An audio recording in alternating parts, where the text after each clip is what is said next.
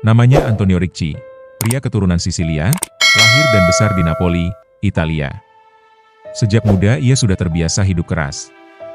Ayahnya adalah anggota Camorra, salah satu organisasi mafia tertua di Italia.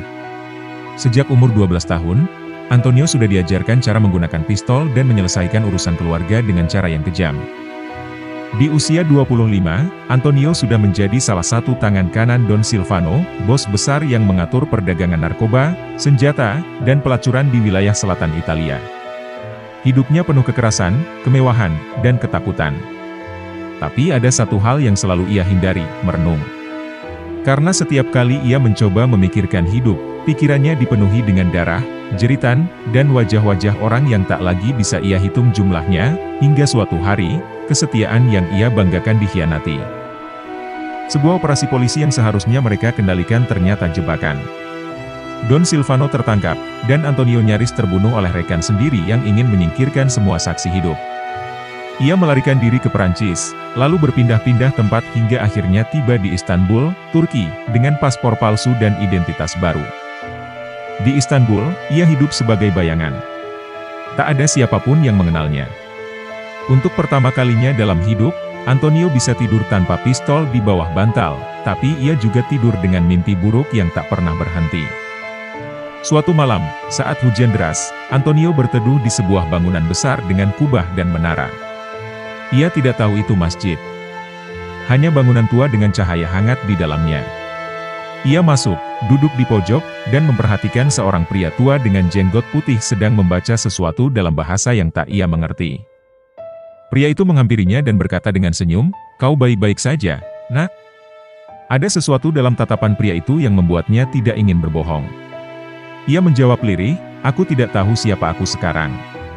Pria itu hanya berkata, "Kadang kita harus kehilangan semuanya agar bisa menemukan sesuatu yang benar-benar berharga."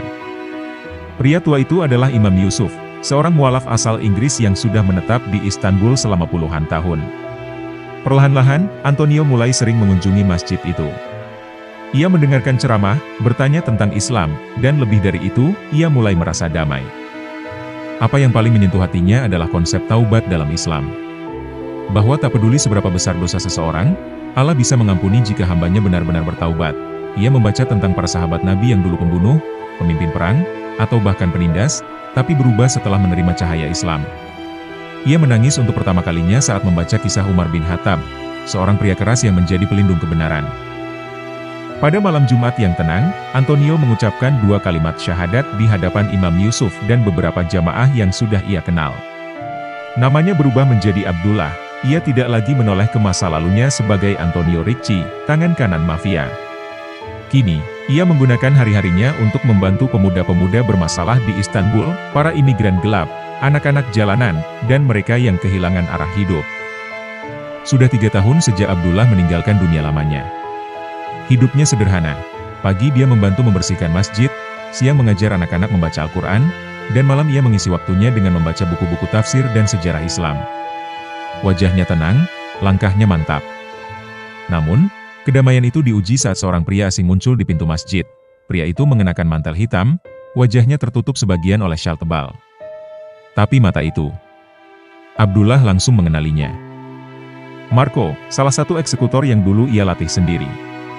Marco kini berdiri di hadapannya, dengan tatapan campur aduk, marah, bingung, dan takut. Setelah salat Isya, Abdullah menemui Marco di halaman belakang masjid. Tak ada pistol. Tak ada ancaman.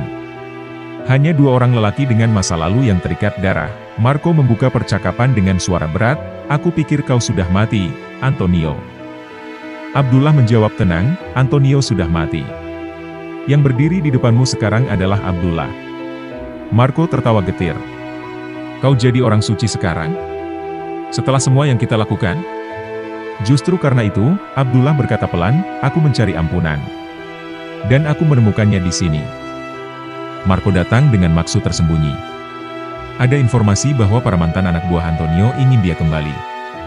Mereka kehilangan pemimpin. Mereka menawarkan uang, kekuatan, bahkan balas dendam pada orang-orang yang dulu menjebaknya. Tapi Abdullah hanya tersenyum. "Dulu, aku takut kehilangan kuasa. Sekarang, aku hanya takut kehilangan rahmat Allah." Marco terdiam. Hatinya berkecamuk. Ia tak pernah melihat Antonio seperti ini. Bukan lagi pembunuh berdarah dingin, tapi seseorang yang bersinar dengan kedamaian. Sebelum pergi, Marco bertanya, "Kalau Tuhanmu benar-benar Maha Pengampun, masih adakah harapan untuk orang seperti aku?" Abdullah menepuk pundaknya. "Selama kau masih hidup, pintu taubat belum tertutup. Aku dulu lebih gelap dari yang kau bayangkan. Tapi lihat di mana aku sekarang." Beberapa minggu kemudian, Marco kembali. Kali ini tanpa syal. Tanpa ketegangan. Ia ikut duduk di majelis yang dipimpin Imam Yusuf. Di akhir majelis, Marco meminta untuk berbicara di hadapan jamaah yang tak mengenalnya. Ia mengucapkan, "Selama hidupku, aku hidup dalam kegelapan. Hari ini, aku ingin menemukan cahaya itu." Dengan suara bergetar, ia mengucapkan 2 kalimat syahadat. Air mata Abdullah menetes. Bukan karena penyesalan, tapi karena kebahagiaan. Ia tidak hanya menyelamatkan dirinya sendiri, tapi juga membawa satu lagi jiwa dari kegelapan menuju cahaya.